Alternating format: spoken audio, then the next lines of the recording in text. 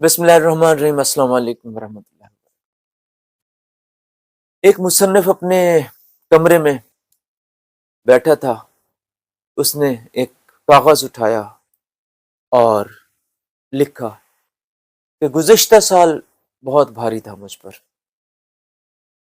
اسی سال میرے پتے کا آپریشن ہوا اور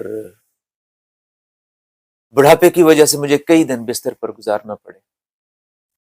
اسی سال ہی میرے والد صاحب کا انتقال ہوا اور اسی سال ہی میری عمر 60 سال پوری ہو گئی اور مجھے ریٹائرمنٹ لینا پڑی، حالانکہ میں نے بڑی چاہت سے اپنی زندگی کے 30 سال اس ملازمت میں گزارے تھے۔ اور اسی سال ہی میرے بیٹے نے میڈیکل کا امتحان دیا اور اس میں فیل ہو گیا۔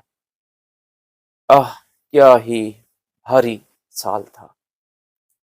اسی اسنا میں مصنف کی بیوی جو ہے نا کمرے میں داخل ہوئی اور اس نے دیکھا کہ چہرے پر ذرا افسردگی کے وہ ہیں آثار ہیں خامد کے۔ اس نے پیٹھ کے پیچھے کھڑے ہو کر تحریر پڑھی، اس نے کاغذ اٹھایا اور دوسری سائڈ پر لکھنا شروع کیا۔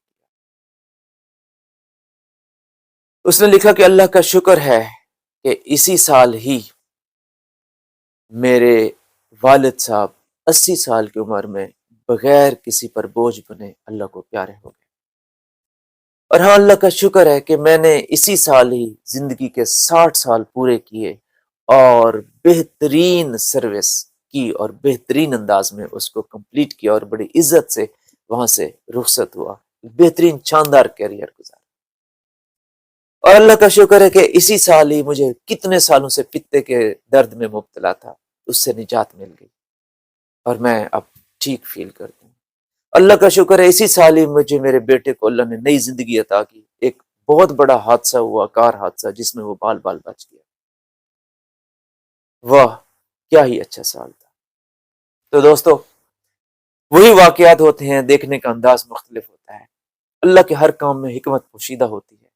اگر ہم تھوڑا سا غور کریں اور انالائز کریں تو برے ترین حالات میں بھی ہمیں اچھائی اور خیر کا پہلو مل جاتا ہے، نظر آتا ہے، اور اللہ کے ہر کام میں حکمت ہوتی ہے۔ اپنا بہت سارا خیال رکھیے گا اور اپنا زاویہ، سوچ کا زاویہ آج سے چینج کر کے چیزوں کو مختلف انداز میں دیکھنا سیکھیں۔ بہت شکریہ۔